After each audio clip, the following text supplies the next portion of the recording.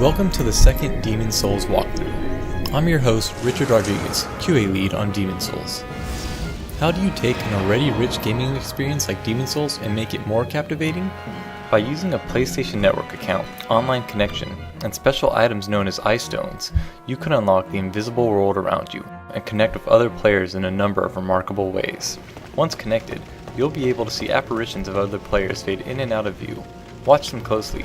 They may lead you to hidden passageways or provide you with a much-needed clue.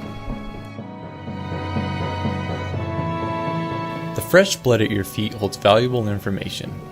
With an active online connection, the stains do more than mark where another player met their demise. They become your ghostly guide.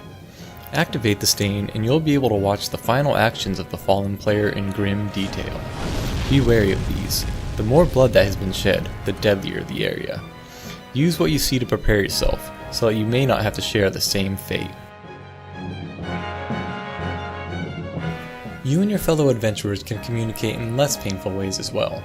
Demon Souls uses a clever message system that allows players to weave their own living strategy guide right into the game, or rather, onto the ground.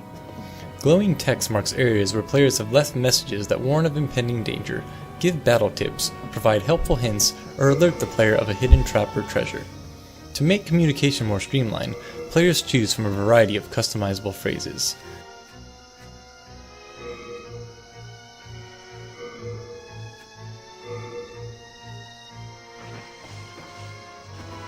Be wary as you read these messages. Some may try to trick you.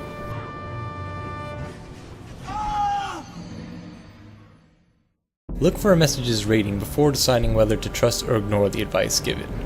Leave a message that gets recommended, and you'll be rewarded with a full health bar.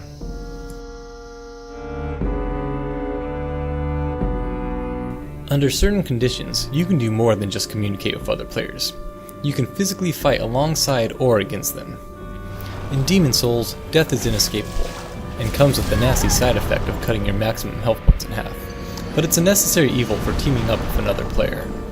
Only players who have died and taken on soul form can either be summoned or sneak into another player's game.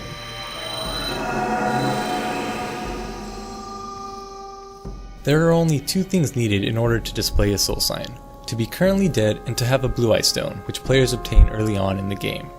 There's only one catch.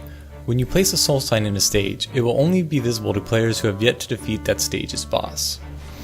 A summoned player can help the living player and sometimes an additional phantom player in defeating a boss demon. This allows the living player to defeat a creature he otherwise wouldn't be able to on his own, and allows the phantoms to regain their living bodies. This option is much easier than trying to defeat a monster while alone and in soul form, or using life restoring items, which are few and far between. Just remember, even with 3 players, monsters won't play nice.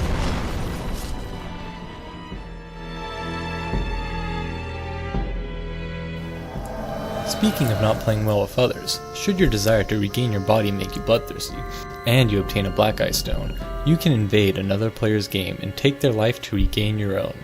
Test your ability to use stealth and strategy and prove yourself as a dynamic warrior.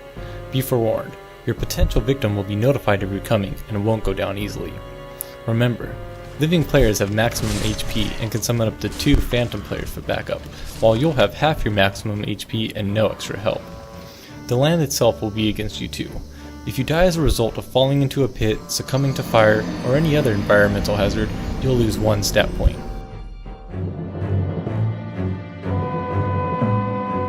Dying to get your hands on more souls?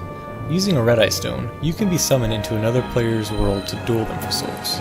The red eye stone will create a red soul sign in a living player's world, which will summon the player who created it as a black phantom. Players can use the red eye stone while living, but upon being summoned, they will change into soul form. Once summoned, the battle for souls is on. The defeated player will lose a soul level, while the winning player will earn the souls that were traded to the Maiden in Black to reach that level. In the next Demon Souls walkthrough, we'll take a look at the force that drives it all, the tendency system.